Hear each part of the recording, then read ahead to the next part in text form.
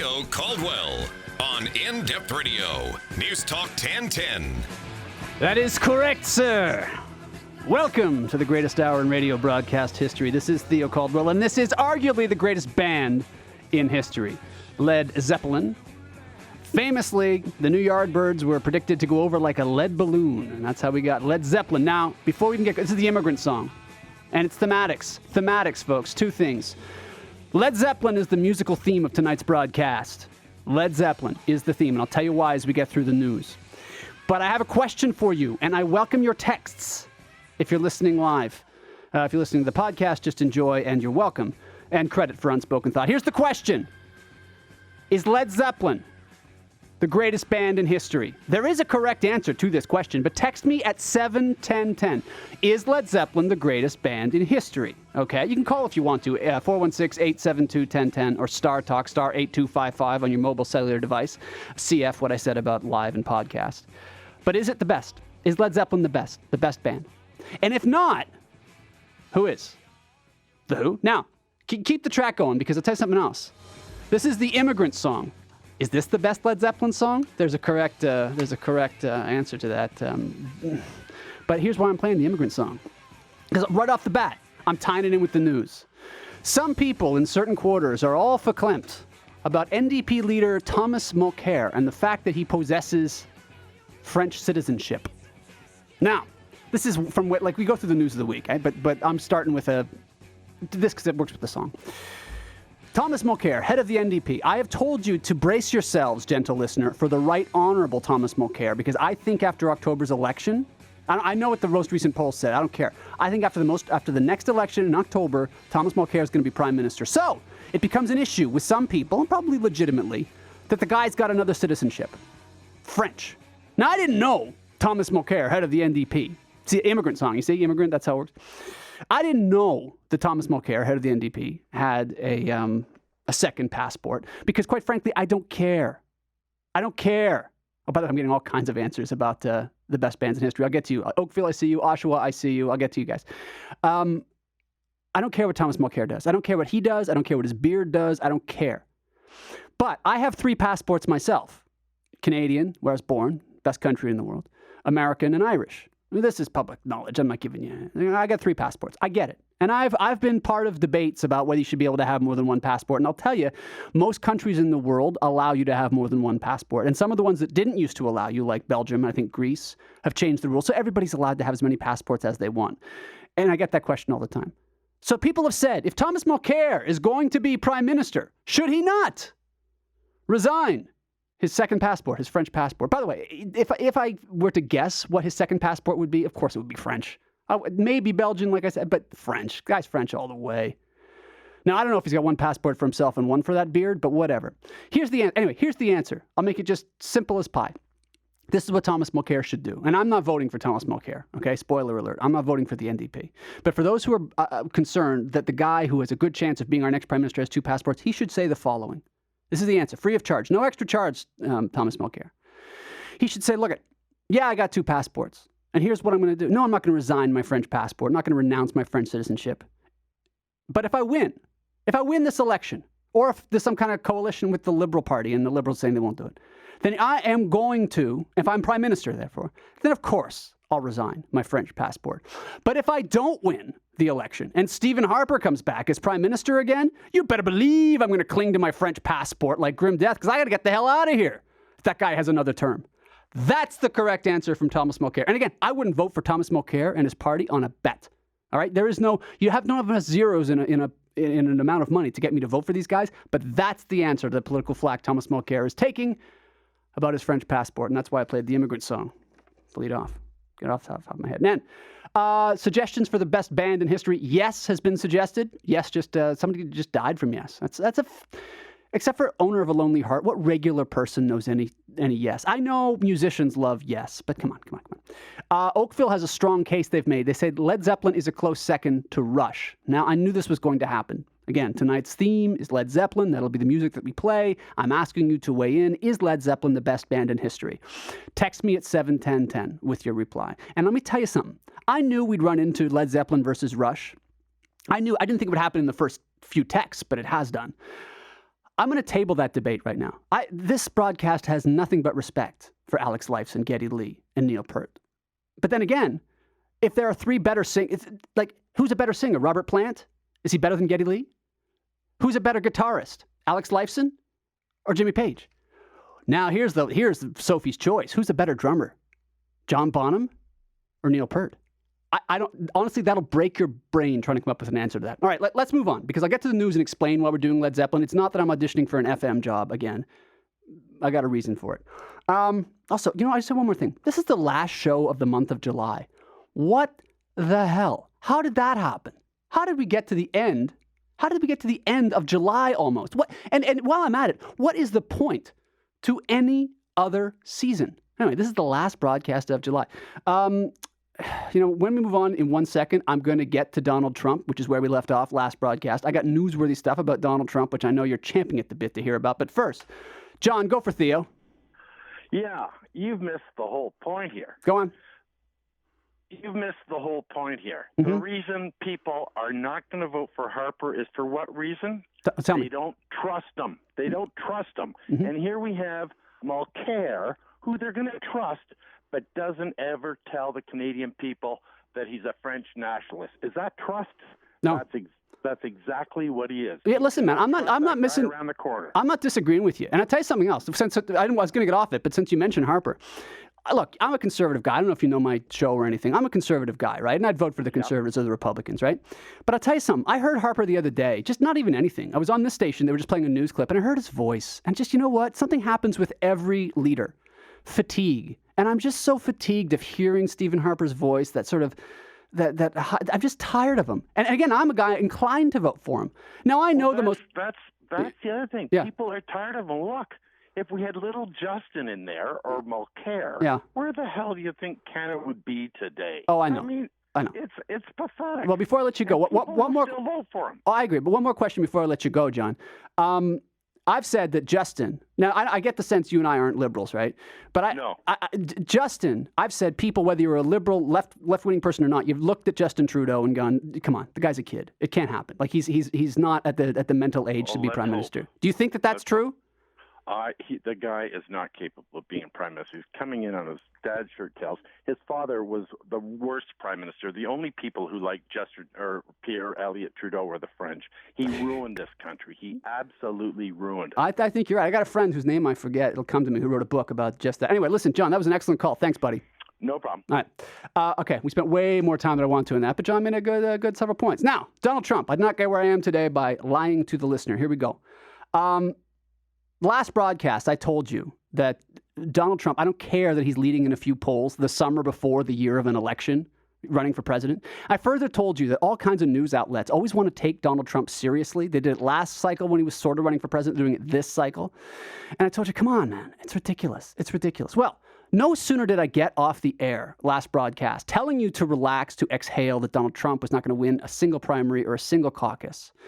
And what does he do? He goes after John McCain. Senator John McCain. You remember him. He's a senator from Arizona. He was the nominee for the Republicans in 2008. Barack Obama beat him like a redheaded step mule, whatever you say. He went after him. He's saying some kind of, like, the one thing about John McCain. Now I'm not name dropping here. I'm American. I do stuff in these circles. I knew John McCain a long time ago. He told me he was running for president 2 years before he told you. Trust me. Like, this is a guy I can speak about. And there is a lot to object to when it comes to John McCain. Okay, no, Republicans didn't even want him as their nominee in 2008. They had a stupid system of winner take all. But the one thing you can't really go after about John McCain is his military service and the 5.5 years he spent as a Vietnamese, as a prisoner of war of the Vietnamese in the Vietnam War. Okay, 5.5 years. The guy was tortured and everything else. Horrible. And what does Donald Trump do? As soon as I got off the air, as soon as I finished, this is why I get the big bucks. I just told you Donald Trump wasn't going anywhere. He starts insulting the military service of John McCain. Now, again, you've got a galaxy of stuff that's wrong with John McCain. The guy doesn't believe in free speech. He doesn't understand how taxes work. He changes, he's insulted like Chelsea Clinton when she was a kid in public. Like, he's a bad news bear, with the exception of his war service. And what does Donald Trump do? He goes right after that. So, you know what? Watching Donald Trump fight with John McCain has happened this week. It's kind of like Kissinger said about the Iran-Iraq war. It's a pity they both can't lose. But anyway, that's what happened. Boom. But I'll tell you one more thing you might not realize. If Donald Trump were to be, I didn't know this until someone said it. If Donald Trump were to be elected president, which he won't, he would be the oldest person ever elected president of the United States. Did you know that? You didn't, did you? He would be 70. He was born in June of 1943. No, excuse me, 1946. He would be, I was thinking somebody else, 43. He was born June 4th. He would be 70. Now, Ronald Reagan, I know, was old, but the first time Reagan was elected president, he was 69. So anyway, Donald Trump will be the oldest, but exhale, it's not going to happen. Okay. Getting suggestions of the greatest bands in history. I'm asking you, is Led Zeppelin the greatest band in history? And and text me at 71010. I've had nobody defend Led Zeppelin. I have somebody here in Barry saying the Beach Boys. Barry, text me back. Tell me if you're being serious about the Beach Boys being better than Led Zeppelin. And if, you know what? Text me back, Barry, 71010. Let me know if you mean that, because I need to know. Okay, what do I got left in the segment? Just a few seconds? Okay. When we get back, I want to get rid of Trump. I want to get rid of Mulcair and Harper. Well, don't we all? From my lips to God's ears. And I'm going to move on to a couple of things I dealt with last week that have developed. One of them has to do with Obama. One of them has to do with abortion, but don't worry, I'm not going to spend the whole show on abortion like we did last week. And a lot of them have to do with double standards, the way people treat the right and the left, particularly the way people have treated the Conservative Party and Christians in the media this week. Some people did some excellent reporting on that, versus the way they treat the left. They treat themselves. They treat the liberals, the NDP, and Muslims. Political correctness, basically. I'm going to unpack it for you at no extra charge. This is Theo Caldwell.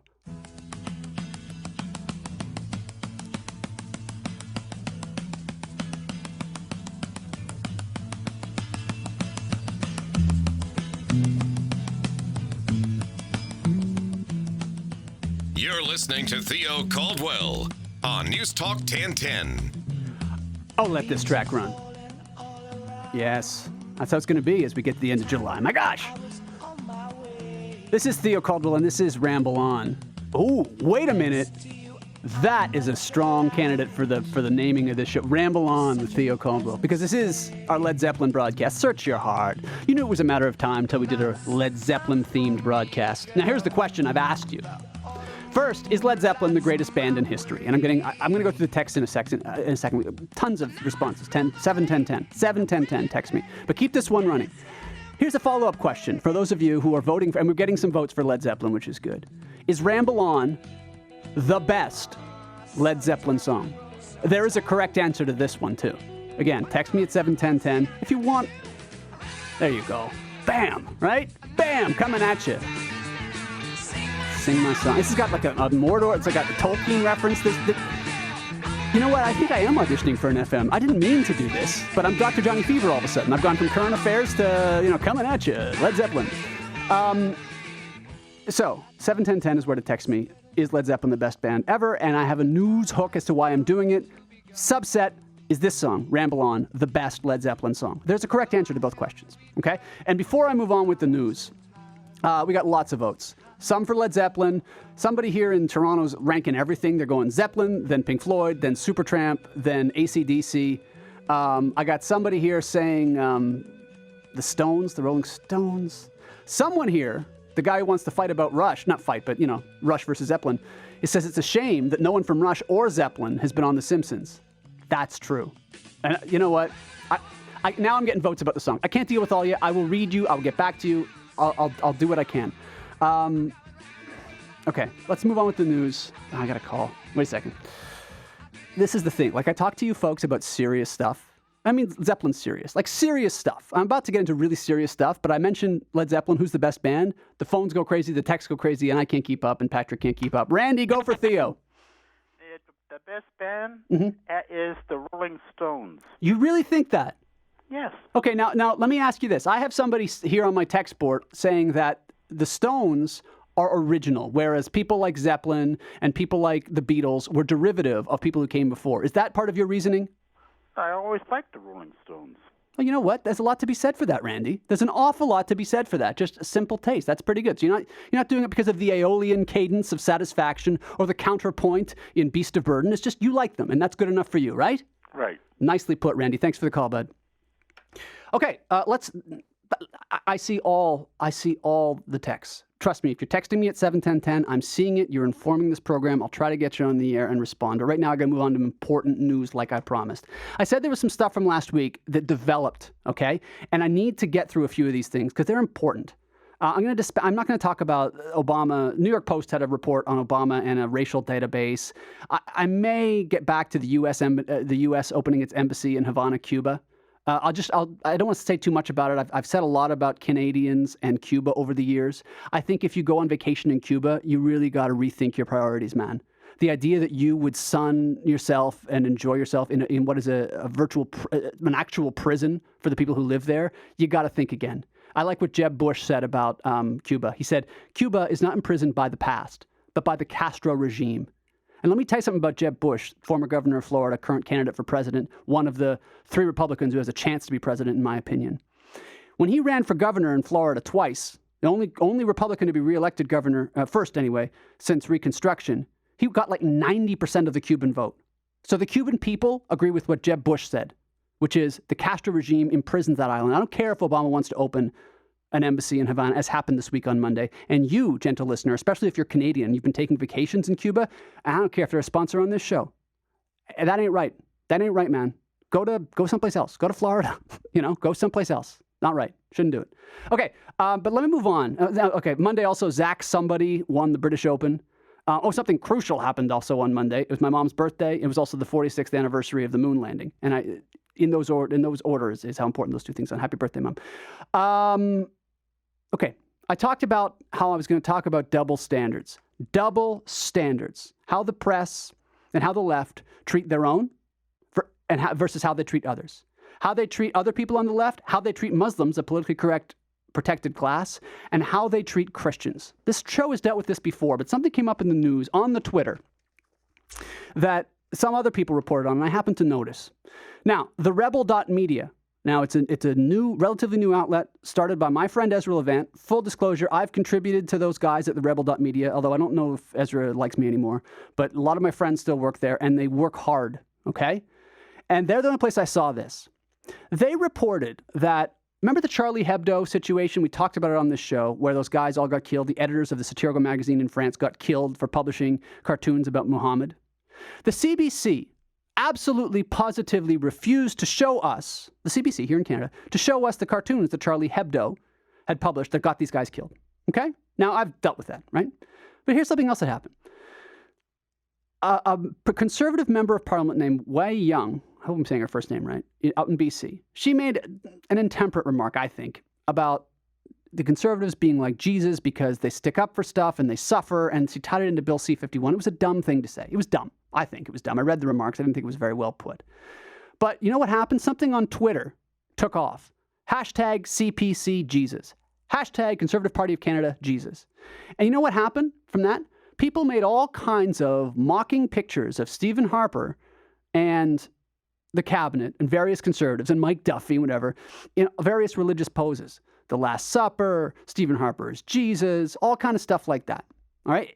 Now, you may say they're making fun of Stephen Harper. They're making fun of whatever. But you know what? They're also taking sacred images to Christians, and they are defacing them or twisting them or using them for purposes of satire in a form that is no worse than anything published about Muhammad. Now, the same CBC, and again, I'm sort of riffing off what TheRebel.media did, the same CBC that fell all over itself not to show us the Charlie Hebdo cartoons. At the same time saying, Je suis Charlie, why stand with them for free speech? They published all those CPC Jesus cartoons. You can find them on the CBC website. They decided that all that stuff with Christian imagery, mocking Christianity, was perfectly fine. Perfectly fine. So this is, we could do this all the time. We do it an awful lot. The Rebel.media does it. Ezra does it. Kathy Shadle exposes this kind of thing all the time. The double standard of the way Christians are treated. And I think it sucks. And I think it's got to stop. Now, I don't think it stops by Christians becoming fanatical too and cutting everybody's heads off. I think it has to stop by people recognizing the discrepancy that I'm describing here, the double standard that I'm describing here, and maybe stopping it. Maybe if you are so offended by the notion of a cartoon that mocks Islam, somebody else's religion, maybe don't do it to somebody who's not going to be provoked, somebody who's not going to cut your head off. But in the meantime, don't tell me how brave you are, what an iconoclast you are, because you make fun of Christians or use Christian imagery to make fun of the conservatives when you don't even have the sand to publish the Charlie Hebdo cartoons that other people already got killed for. All right, now we're going to take a break again, and we didn't get to the other stuff I wanted to talk about. First of all, I got a text about Scott Walker. I still think Scott Walker is going to be president. I just think Jeb Bush might be the guy. When we come back, one more thing from last week that developed since the last episode. It is about abortion. I told you that before, but don't worry. I'm not going to go off like before. My position on abortion is very clear. You can find it on TheoCaldwell.com. Last broadcast. It's up there. But when we come back, this story about the harvesting of organs by Planned Parenthood, the largest abortion provider in the world. The harvesting of organs for sale, it developed over the past week. I'm going to pick up on that when we get back. This is Theo Caldwell.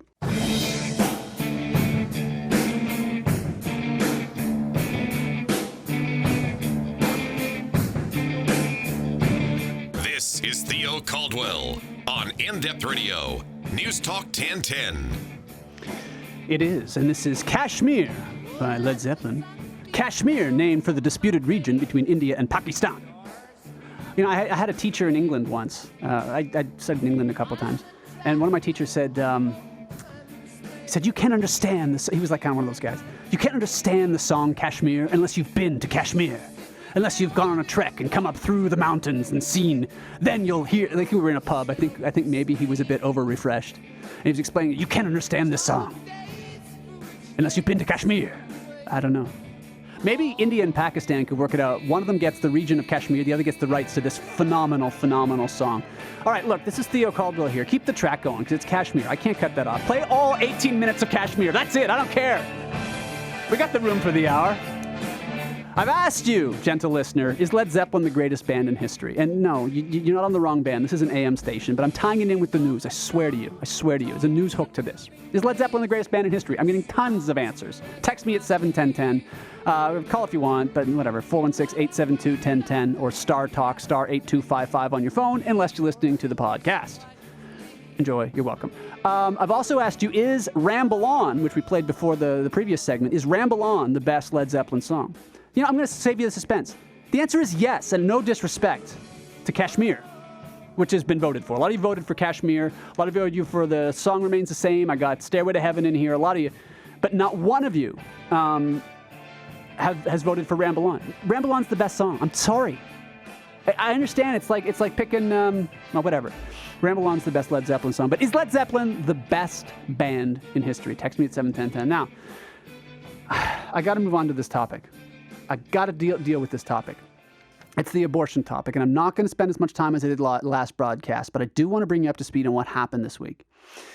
Remember last episode I was saying to you that this Deborah Nucatola, this so-called director of medical services at Planned Parenthood, was caught on tape over lunch, salad, and red wine talking about dismembering babies as they're aborted and selling the body parts. And it's a whole rant. Go to TheoCaldwell.com. It's in the radio section. Listen to it and learn. Well, or agree, or nod along, or whatever you want to do. I don't care. So this week, a new video came out, another undercover sting of another Planned Parenthood person, this time the head of the for-profit arm, called, her name is Dr. Mary Gatter, so-called doctor. Again, having lunch, haggling over the price of baby parts, the price of organs. This woman, this Dr. Mary Gatter, is a monster. She says she wants a Lamborghini, so she wants the price to be a certain level. I don't know if you've seen it. Again, as with last week's, I don't know how widely reported this was on the Canadian media. But this ought to be something that absolutely everybody hears about.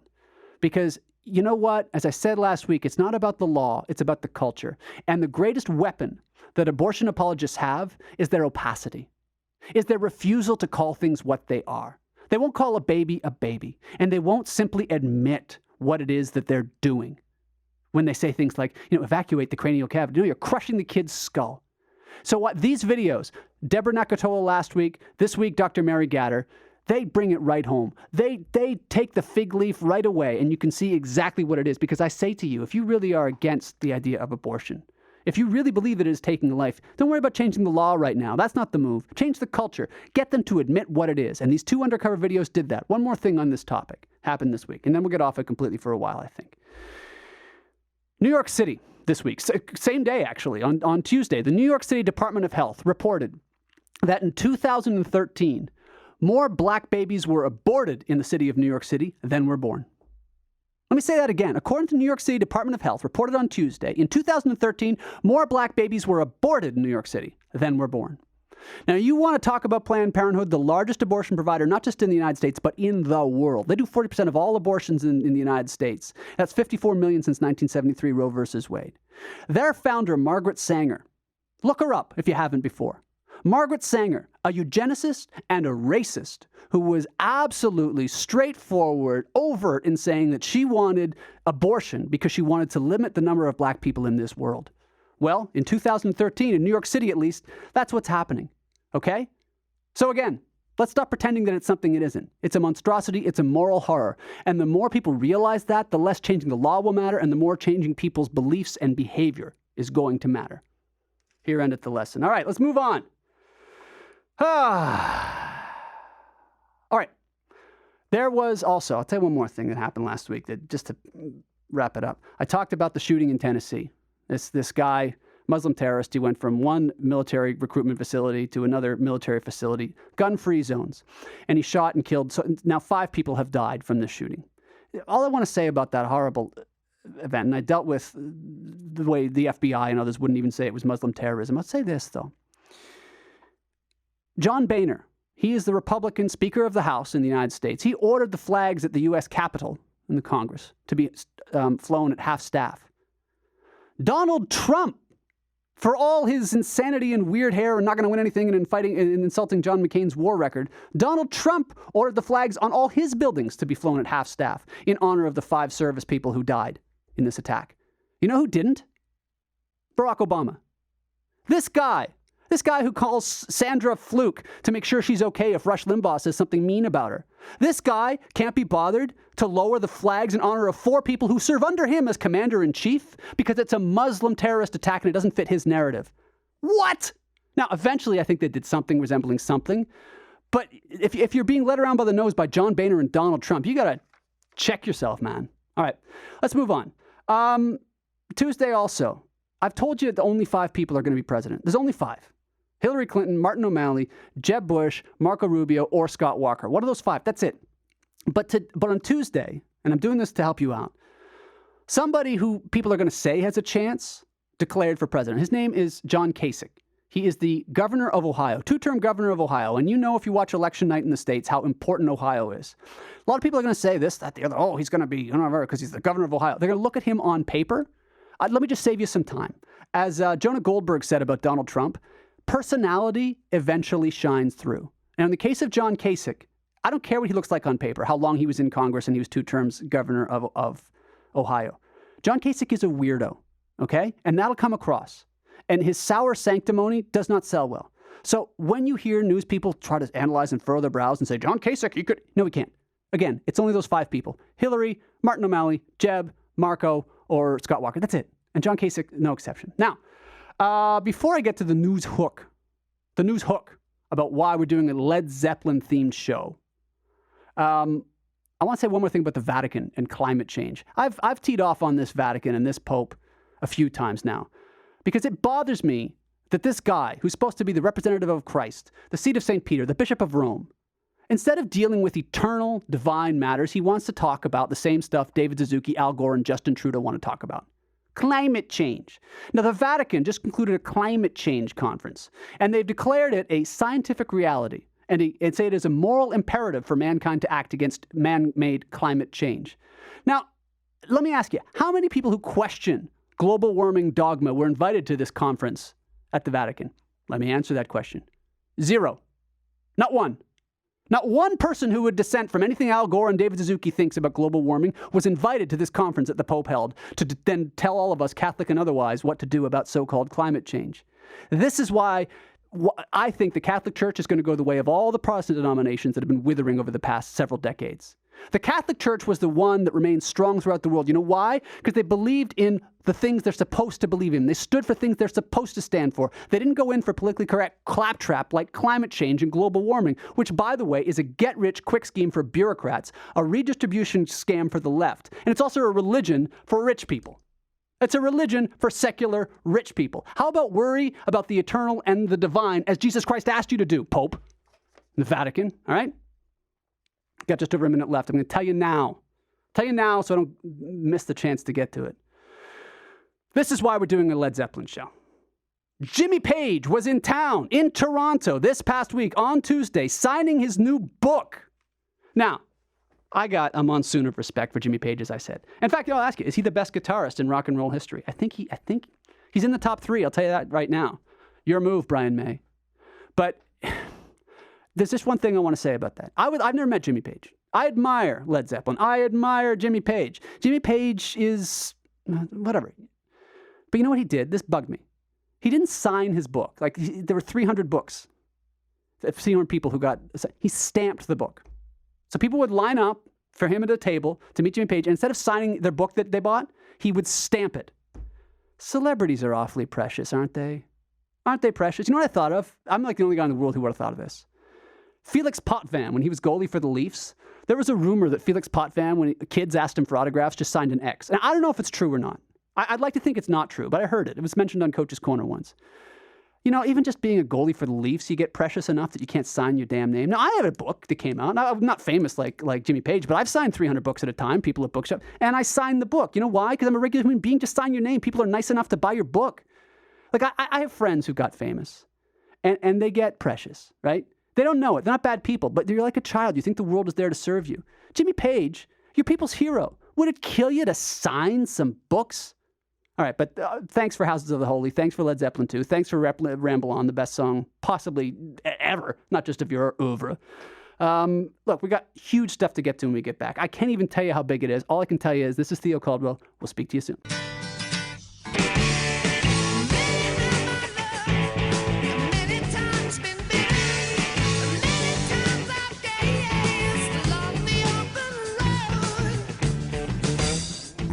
From Theo Caldwell on News Talk 1010. Over the hills and far away. That is Led Zeppelin, arguably the greatest band in the history of bands, in the history of the galaxy. Now look, Theo Caldwell here, and I've asked you, this song here, by the way, Over the Hills and Far Away, keep it right. Notice that we came in right where it picks up. Because, you know, before there's like all kind of like Gordon Lightfoot-y picking like sort of acoustic guitar. One of my favorite scenes, if you're old enough to remember, if you're of a certain vintage, Beavis and Butthead listen to Over the Hills and Far Away, and one of them want to change the channel and then goes, no, wait, it gets good. And then of course, Patrick O'Neill and I, came in right at the spot where it gets good. And by the way, no one's voted for this one, Over the Hills and Far Away, which is too wordy for the name for the show. I think we're still going with Ramble On or Kashmir. People would fight over us. India and Pakistan would fight over who gets to have our show. But I have a lot of votes. Before I get to the rest of the news, some of you, your rock and roll kung fu is very strong. I've gotten some excellent texts at 71010. You can still text me if you're listening live. 71010. Call if you want. 416-872-1010 or Star Talk, star 8255. But text me mostly at 71010 about Led Zeppelin. I'm asking you, are they the best band ever? I've already told you that Ramble On's their best song. And I've had votes for lots of good ones. Mike in Hamilton, who's great stuff here, he says Achilles' Last Stand is the best. Nobody's Fault But Mine, I'm getting from Toronto. Like so many choices. And this, in fact, if you believe Led Zeppelin is the best band ever, the fact that I've got like 15 different choices in front of me of best song, surely that is a sign of the best band ever.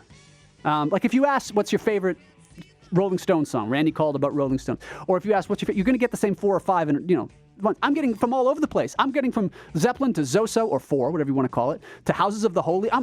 You're all over the place here. A few of you have talked about the history going back. I don't want to read all this, actually. Mike in Hamilton, props to you, man. I like the whole thing. Oakville writing to me about Chris Squire, recently deceased bassist of Yes, and Robert Plant. There'd be no Geddy Lee without them, no John Bonham. Like, I understand the dialectic where you go, frankly, from Buddy Holly, you know, Skiffle and Buddy Holly all the way to these guys. Robert Plant was 19 years old when he sold his millionth record. How do you handle that? Like, I was an idiot at 19, even by 19-year-old standards. If I'd sold 1 million records, there'd be no talking to me, man. There'd be no talking to me. I've had just enough success that I can handle, and I'm much older than that. Okay, let's finish out the news.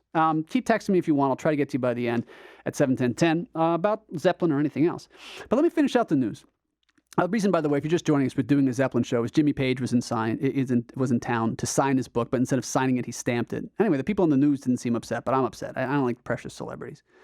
Wednesday, this past Wednesday, I mentioned my mom's birthday was Monday. Wednesday would have been Robin Williams' birthday. He was only 64. He would have been only 64. He seems like he'd been around forever. I was on the air live when, of course, Robin Williams, here at the station when he died. And it was so weird. Like, it was right at the hour, and we were right going on the air, and none of us were sure if it was even true. You know how it works nowadays, right? I mentioned Twitter earlier on. And by the way, Twitter's gotten rid of its background. What the hell's wrong with that? And none of us was even sure if it were a true story. But sure enough, it was a true story. But anyway, Robin Williams would have been 64. My friend Cheryl Hines called in. She played his wife in a movie. It was nice. Wednesday, also somebody who died. You don't know his name, but you know his work. A guy named Tom Moore. He drew the Archie comics until the late 1980s, and he died in El Paso. So the guy who drew Archie died this past Wednesday. Now, Wednesday also, our old pal, Toronto City Councillor Jim Karagiannis. I've been practicing his name for like 2 weeks. I don't know. I still don't know if I'm saying it right. But anyway, Jim Karagiannis. Remember before he read that whole insane thing about calling people bandits who drive for Uber and threatening people who are here for the Pan Am Games, saying we're going to fine you between $300 and $20,000 if you take the Uber.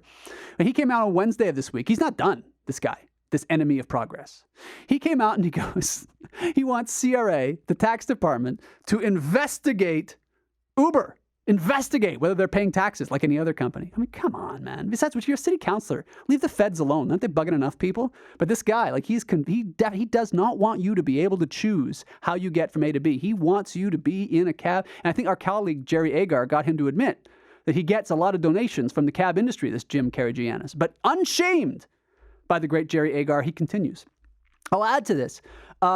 City officials on Wednesday, same day, said that this new parking app, Rover, that tells you when there's a parking space available, they're saying that violates the bylaws. That does. Okay? So you got city councilors and leftist politicians here in Toronto and everywhere. New York City, Los Angeles, here in Toronto, whatever. It's always from the left, and they're always opposed to new innovations about how to get around, where to park, whatever. And whenever you have objections to progress like these apps, it comes from the left. The left. Now, look, their openness can be about revolutionary new definitions of marriage, right? Or to say that a woman can choose to abort her kid and sell its organs right up until he goes to his first hockey practice. But non-sexual for-profit contracts between consenting adults, that's what keeps them up at night. The idea that people would be able to do business with each other without them getting their grubby fingers in, getting a piece, somehow regulating it, controlling it, taking money from it, being in charge of it. That's what upsets them. Oh, by all means, have an abortion up till 9.5 months. I know what I said. Oh, by all means, marriage can be whatever you feel it can be. Oh, by all means. But you want to hire somebody who has a car? Oh, no, that can't happen. We got to appeal to the feds to investigate and audit. All right? So again, when I say to you that everything that you've heard, with the exception, the glaring exception of this broadcast, is not true. Liberals have nothing to do with liberty. When I say this to you, this is what I mean. People want to have a free economy and operate freely with each other, and it's always the left, the so-called progressives who want to stop it from happening, and this week gave us several more examples. Bob, go for Theo. Hey, how you doing? Good, buddy. Go ahead. Okay, I just want to say that, there's all these talks about the about Uber being, taking away from the taxi cabs and all that stuff. All I want to say is that, my God, they talk about it being a progression of things, like, how the internet with Napster and all that stuff and progressing to the new stage of doing it. But the thing is, there's no evolution with Napster. With Uber. There's no evolution with that. All it comes down to is these guys are taking rides out of taxi cab drivers' pockets.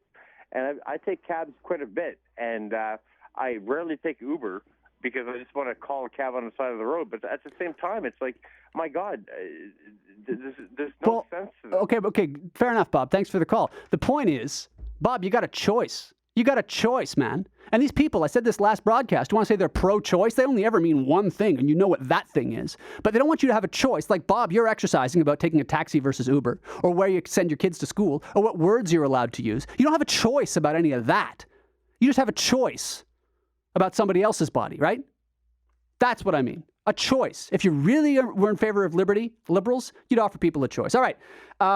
he ran the lesson on that. Oh, one more thing. Taxis and limousines. One guy, on behalf of all the taxis and limousines here in town, filed a $400 million lawsuit against Uber. Again, this was Wednesday. So it's been another busy week for leftists and statists who want to stop progress and destroy Uber. And then that's not going to work. Hope it's not going to work. All right. One more transportation thing on Wednesday. And this explains a lot. Premier Kathleen Wynne, first person I ever interviewed on this station, she announced that the HOV lanes that we have been grousing about, I've been grousing about for the Pan Am Games, are going to become toll lanes, or eventually, and maybe not immediately, but eventually. She said will become toll lanes, high occupancy toll lanes. Now, remember, these are roads. I think Brian Lilly made this point. These are roads that you've already paid for with your taxes. Now Kathleen Wynne says you're going to have to pay again if you want to use these roads that you've paid for. And now I asked on this broadcast, and I think other people on the station did too, why in the name of all that is good did they decide to make the high occupancy lanes effective 2 weeks before and 2 weeks after the Pan Am Games? Well, now we know the answer, and it's in the very words that Kathleen Wynne used. She called the behavior changes. She said we've seen behavior changes as a result of these high occupancy lanes. So the reason the province, and by the way, it was the province, not John Tory, the mayor, not anybody else, it was the province who insisted that the high occupancy lanes be early. Now we know why. Because Kathleen Wynne is planning to use them as toll lanes. And like a good leftist, it's about behavior changes. God forbid people behave as they choose. No, they have to behave as she wants them to. And it's not peculiar to Kathleen Wynne. This is the policy of the left. Now, I don't want to get off on a rant about this, but this is something you need to understand. The left is about control. It's about controlling you. And the fact that Kathleen Wynne likes what she sees, she's tenting her fingers like Monty Burns, watching all of you behave the way you're supposed to in her high occupancy lanes, that plays into her. Excellent. She's now going to make it a permanent thing. Now we know. You know something? If you see a contradiction, check your premises. Something's wrong. And that's what happened here. Just a couple more minutes. Two more things. Lou Lamorello, this is huge. On Thursday, Lou Lamorello was named the general manager of the Toronto Maple Leafs. You add that to Babcock. Like none of them can play. Like none of them can, get on the ice. But we have like a Stanley Cup winning back office. You combine Babcock with Lamorello and Brendan Shanahan as the president. You got 7 Stanley Cup rings. Now they're all wearing ties. None of them is wearing skates, but whatever. Here's the last thing. Friday. We got to the end of the week. Can't believe it. Friday. And this is developing, so we may pick this up next episode. Hulk Hogan. Hulk Hogan, my hero from the 80s. Your hero from the 80s. Admit it. He's been expunged from the WWF, which they want us to call the WWE, because of some racial tirade he theoretically did 8 years ago. Now, as I speak to you, I see the phone's lighting up. We're out of time. Can't get to you. If it's true that Hulk Hogan used intemperate racial language 8 years ago, I think it's horrible. I think Hulk Hogan would agree. But I'll be interested, gentle listener, to see, is the WWF really going to wipe Hulk Hogan off their website? Wipe him from their Hall of Fame? Make us pretend that the greatest celebrity, the biggest attraction in the history of their company is suddenly never existed? They're gonna make him an unperson like the Soviets did because of a word? I don't know. We will see. Watch this space. Folks, you know what the music means. This has been an excellent broadcast. You truly enjoyed it. This is Theo Caldwell. Good night.